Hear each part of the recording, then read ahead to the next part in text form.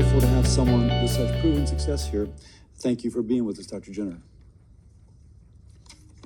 Well, thank you for the kind introduction, Chairman Cassidy, Ranking Member Sanders, and distinguished members of the Health Committee. Thank you for the opportunity to testify today. It is a privilege to join you and share Indiana's story. The NAEP results released last week paint a stark picture. Reading and math proficiency across the nation continue to slide. These aren't just abstract numbers. These represent real children whose futures are at risk if we fail to act. In Indiana, we are leading with urgency, always putting students first and driving solutions that deliver. Indiana is humbly paving the way, and we are not finished. What's happening in our classrooms across the state show what's possible when vision, policy, and investment align around students. The main reason for success is our people. We've done the best we can to bring a variety of stakeholders to the table, from educators to parents and families to business and community leaders.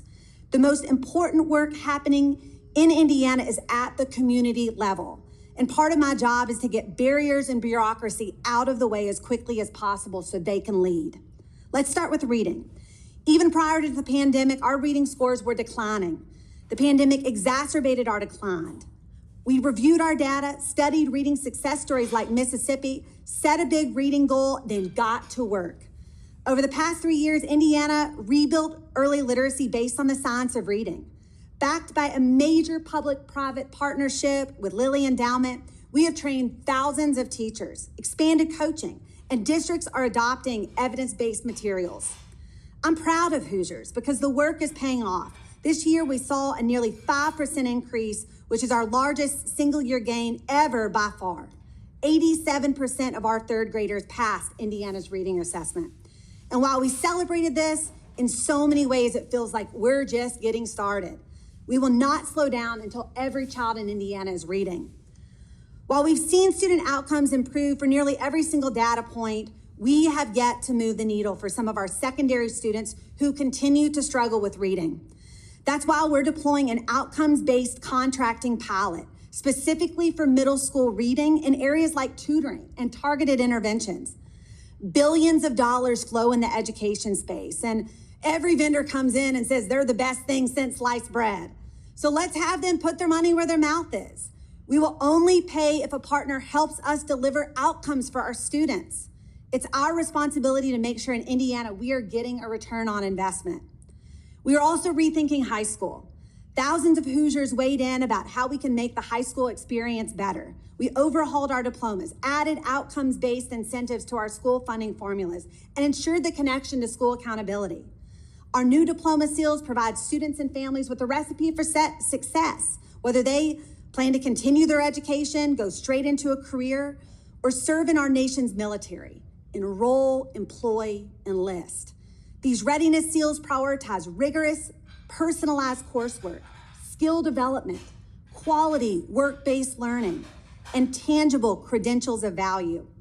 As an example, our students who hit these clear benchmarks are guaranteed admission to any Indiana public college or university or top apprenticeship programs. Indiana is also using AI to strengthen education while keeping parents informed and engaged at every step. With strong guardrails, AI supports teachers, not replaces them, by expanding instructional capacity and reducing teacher workload. Pilot investments have already reached more than 9,000 teachers and 100,000 students, especially through literacy and math-focused tutoring tools. As a state leader, I find that for any progress, it has to take hold at the community level. Our communities moving the fastest are those who have key change agents, from education and business coming together to set common goals and an action plan. I often hear, Katie, we're really trying to open this opportunity for kids, but there's a law in the way, or a policy in the way, or funding flexibility that we need. So my ask to you is similar of what I demand of myself. We need to let our communities and states lead. Indiana is eager. Provide flexibility to those of us who are ready. Require us to have a state learning game plan.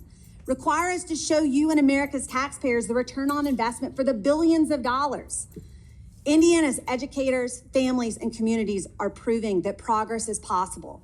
Early literacy is rising. We are moving decisively on adolescent reading. High school is becoming more relevant. We are embracing technology and AI strategically.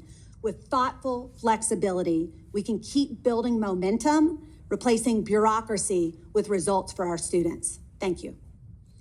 Under Dr. Muri's leadership, Ector County became known as the home of the six-figure teacher salary. Dr. Muri, thanks so much for being with us. Thank you.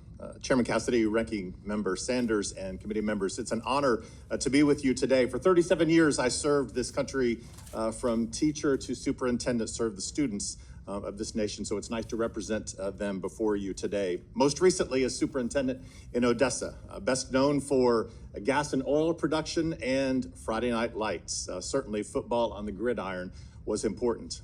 But one of the things that wasn't happening in that community for children was teaching and learning.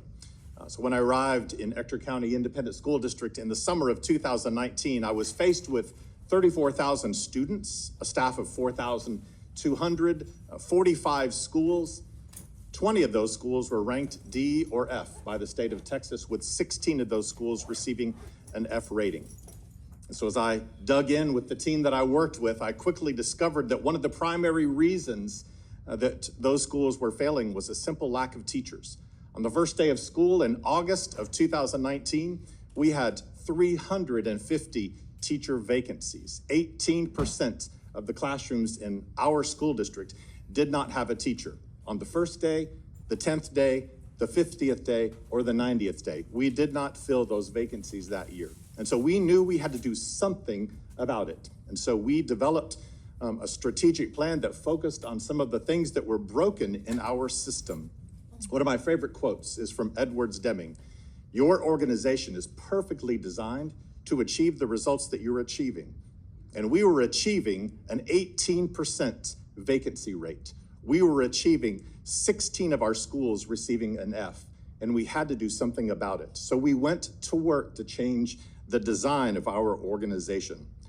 We did some things, and Katie just mentioned one of those, outcomes-based contracting. We partnered with tutoring companies to provide one-on-one supports for our kids, but held them accountable with a contract, an outcomes-based contract. So we did a lot of things within the organization, but our primary area of work was about our people, specifically our teachers. And so we did a lot of work in that area, 4 big buckets of which we paid attention to. First, professional learning. We used the standards developed by the National Board for Professional Teaching Standards to hold our teachers accountable to high standards, and we developed their capacity by partnering with that organization. We changed the compensation system. We became known as the school district of the $100,000 plus teacher, and we did that in a variety of ways.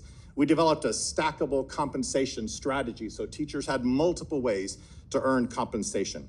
We provided incentive pay. We incentivized financially those teachers that proved themselves successful with student achievement in their classroom.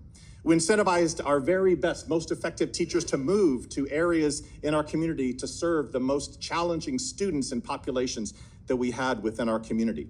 We redesigned the compensation system so that teachers that earned a teacher residency in their college program, they spent a full year in a residence program. We changed the way that we compensated them so that they could maximize within 10 years of service their compensation. We developed teachers, we developed pipelines, we created our own educator program within our own community. We licensed and certified our own teachers. We developed a full year paid teacher residency program. So students that were involved at the college level, their senior year was spent with us, and we paid them $45,000 a year to complete their teacher residency. Imagine as a college senior having that opportunity to actually earn money while you're being educated. We developed, along with the Department of Labor, the teacher apprenticeship program, and so we use those dollars to fund and seed opportunities to grow and develop teachers within our own community. We worked on a career and technical education program to develop teachers at the high school level and then gave those teachers a full scholarship to college at a local university.